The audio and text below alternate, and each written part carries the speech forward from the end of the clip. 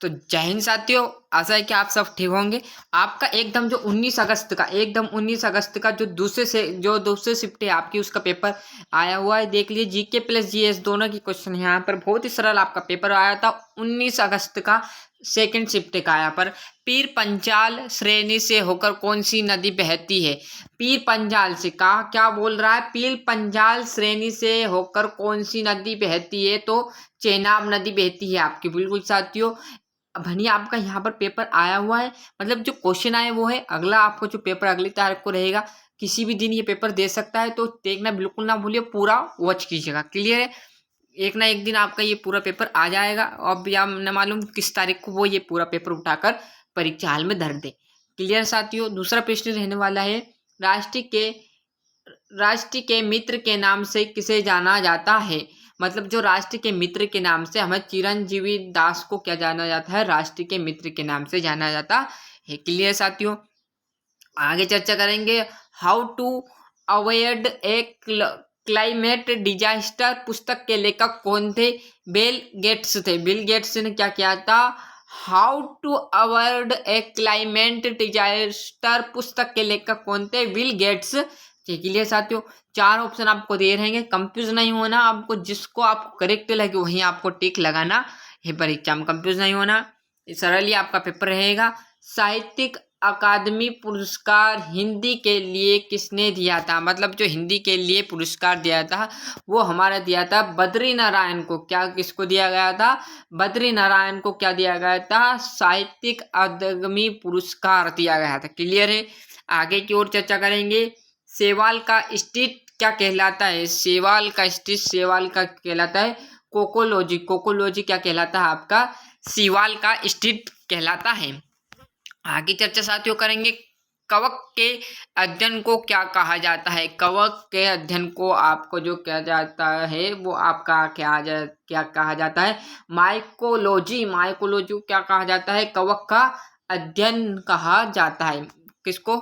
Mycology को। Clear है? आगे बढ़ेंगे, भाषाएं आधार पर बनने वाला प्रथम राज्य। भाषाएं के आधार पर बनने वाला प्रथम राज्य आंध्र प्रदेश। क्लियर साथियों?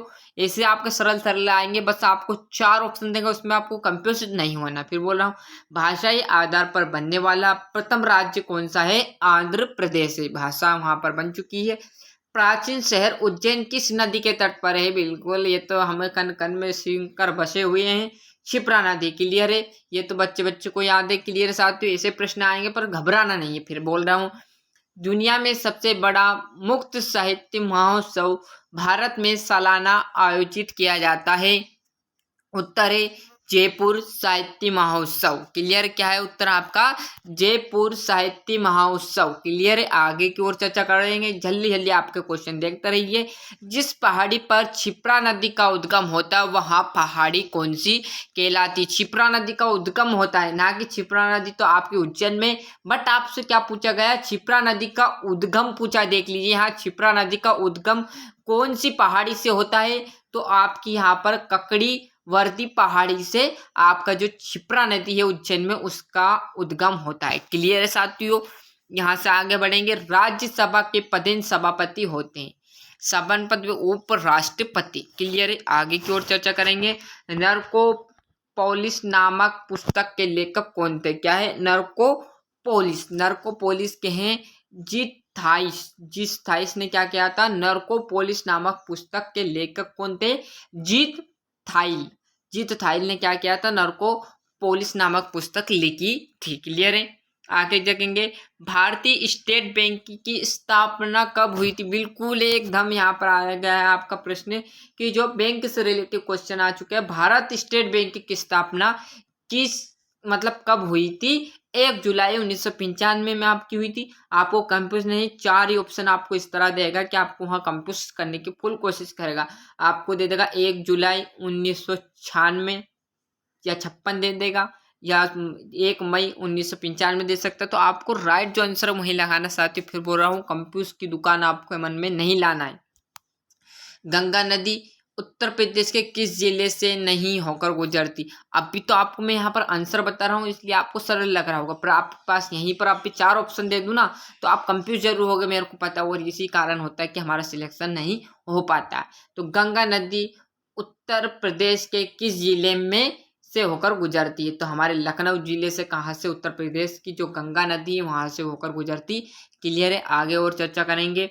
सोन नदी मध्य प्रदेश के किस जगह से होकर बहती है। सोन नदी हमारी कहाँ पर है, मध्य प्रदेश में, ये भी पूछ सकता है। क्लियर है, और कहाँ से होकर पूर्ति, तो अनूपपुर जिले से अमरकंटक के, यहाँ अमरकंटक नर्मदा से हमारी जो यहाँ पर वो उत्पन्न होती है, सोन नदी का उद्गम होता है मध्य प्रदेश के जिले से, अमरकंटक के पास से उत्पन्न होती। आगे चर्चा देखेंगे कैसा आया। मध्य प्रदेश किस जिले के उत्तर में होकर कर्क रेखा गुजरती है। तो रतलाम से, बिल्कुल साथियों, रतलाम से यहाँ पर राइट आंसर हो जाएगा कि मध्य प्रदेश किस जिले से उत्तर कर्क रेखा गुजरती। कर्क रेखा कितने राज्यों से गुजरती, 14 राज्यों से। फिर लगाना है आपको, 14 राज्य से आपकी कर्क रेखा मध्य प्रदेश के निकलती है, जिसमें से आपके रतलाम से कर्क रेखा गुजरती। कहाँ से, उत्तर में कर्क रेखा रतलाम से गुजरती। क्लियर है साथियों, देख लीजिए यहाँ से मैंने आपको जो पूरे क्वेश्चन जीके प्लस जीएस जो भी क्वेश्चन यहाँ पर आए थे आपके 19 अगस्त का यहाँ पर सेकंड शिफ्ट में जो भी क्वेश्चन आए थे वे आपके अगले जो पेपर हो सकते हैं 20 तारीख, 21, 22, अगली जो 26 तारीख है वहाँ पर भी ये क्या मालूम कब आपको यहाँ पर उठा कर ऐसा पेपर दे सकता है। तो देखना जरूर ना भूलिए, और मिलते हैं इसके अगले वीडियो में। जब तक के लिए अच्छे से मेहनत कीजिएगा, और चैनल पर नए हो तो सब्सक्राइब के साथ साथ नोटिफिकेशन ऑन करते चलिएगा। ऐसी और आपकी अगली शिफ्ट रहेगी उसका पेपर डालता रहूँगा। तो मिलते हैं इसके अगले वीडियो में, जब तक के लिए दोस्तों के साथ शेयर करना ना भूलिए, और अच्छे से मेहनत करके इस बार वर्दी प्राप्त करिएगा। जय हिंद, जय भारत।